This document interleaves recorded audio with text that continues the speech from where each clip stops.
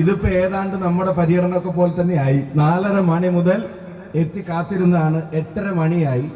വഴിയിലുടനീളം ജനങ്ങൾ ഈ ജാഥയെ സ്വീകരിക്കാൻ വേണ്ടി നിൽക്കുകയാണ്. വഴിയിലുടനീളം സ്വീകരണ പോയിന്റുകളിൽ മാത്രമല്ല, ജനത നെഞ്ചേറ്റിയ ജാഥയാണ്.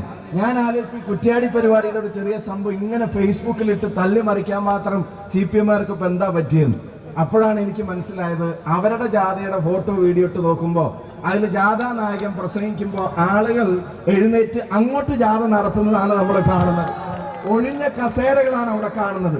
ഇവിടെ ഒരു ഇഞ്ച് സ്ഥലമില്ലാതെ ജനങ്ങൾ പ്രതിപക്ഷ നേതാവ് നയിക്കുന്ന ഈ പുതുയുഗ യാത്രയ്ക്ക് എത്തിച്ചേരുന്നുണ്ടെങ്കിൽ അതിന്റെ അർത്ഥം മറ്റൊന്നുമല്ല, കേരളത്തിന് പുതുയുഗം സാധ്യമാണ്.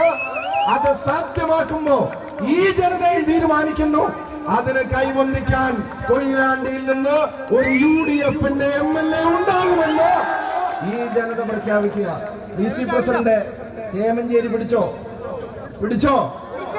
ചെങ്ങോട്ടുകാവ് പിടിച്ചോ, പ്രസിഡന്റ് പിടിച്ചോ, തിക്കോടി പിടിച്ചോ, പ്രസിഡന്റ് പിടിച്ചോ, മൂടാടിയും പിടിച്ചതാ. അത് മറ്റേ ഏർപ്പാട് കൊണ്ടാണ് ഇതിന് കള്ളത്തരം.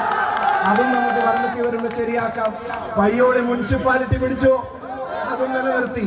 കൊയിലാണ്ടി മുനിസിപ്പാലിറ്റി തന്നെ 1-2 സീറ്റിന്റെ, അതും 100-ൽ താഴെ വോട്ടിന്റെ സാരമില്ല, കുറച്ചും കൂടെ ജോലി ചെയ്തിട്ട് അതിന്റെ കുറവും കൂടെ നിയമസഭാ